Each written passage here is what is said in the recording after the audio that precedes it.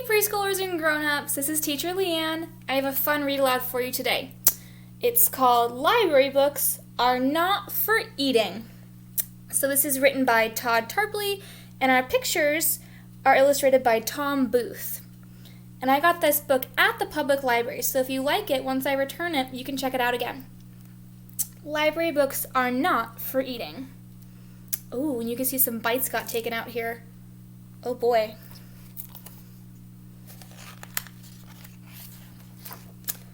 Library books are not for eating by Todd Tarpley, illustrated by Tom Booth. Oh my goodness, look at that big bite mark out of that book. Would you ever eat a book? I hope not. The day Miss Bronte came to school, story time was extra cool. She told great jokes, was never mean, biggest smile you'd ever seen. One small problem couldn't beat it. Once she read a book, she'd eat it. She'd say, "The end." You'd hear a crunch, then 3 or 4 more books by lunch. Miss Bronte kids would keep repeating, library books are not for eating. Oh boy.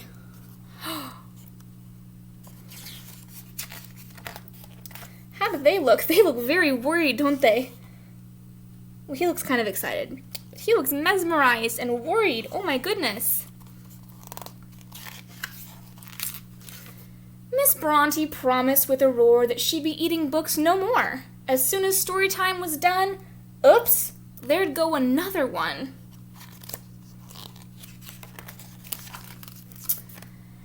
Miss McSmartly called her in. "Miss Bronte, where do I begin? You're eating books. This isn't right. You need to curb your appetite. I think you know where this is leading. Library books are not for eating." Miss Bronte promised with a roar that she'd be eating books no more. Miss McSmartly turned her head. She ate up all her books instead. A whole bookcase full of books. At lunchtime, when she ate 2 more, the lunch lady stomped the floor. "Miss Bronte, you must change your diet. Books taste yucky, don't deny it. Instead of books, try something new. My cottage cheese and meatball stew. We've got to rearrange your feeding. Library books are not for eating." Preschooler, would you want to eat a cottage cheese and meatball stew? I don't know if I would. I might choose books over that. Miss Bronte promised with a roar that she'd be eating books no more. She took 1 bite of cottage cheese. Then she ate 3 books of recipes. Looks like she didn't like the cottage cheese meatball stew. She took a walk to clear her head. Down the soccer field she fled. Coach Burley blew his whistle loudly, pointing to his players proudly. "I've got problems of my own, a soccer field that's overgrown. Can't mow the grass, can't pick the weeds. You're not the one here with needs. Be a winner, no more cheating. Library books are not for eating." You can see how long that grass is. Oh my goodness. So we've got lots of grass. Miss Bronte promised with a roar that she'd be eating books no more. But as Coach Burley turned his gaze, she ate his book of soccer plays. Miss Bronte packed her bags that day.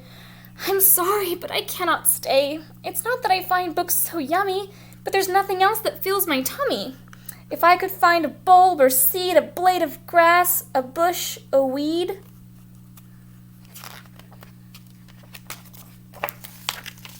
Suddenly her plan was clear. She'd make the wild weeds disappear.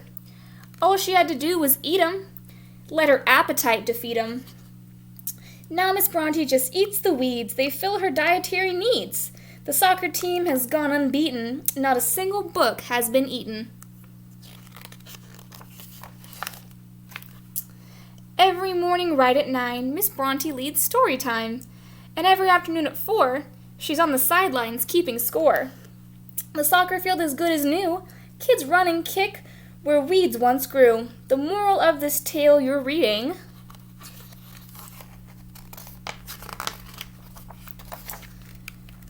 is library books are not for eating. A happy tale this might have been. Ooh, but then they hired Mr. Finn. And he's a shark. Oh boy. Well, that, my friends, is the end of our story. And I hope you learned that library books are not for eating. Have a great day, preschoolers and grown-ups. I'll see you soon.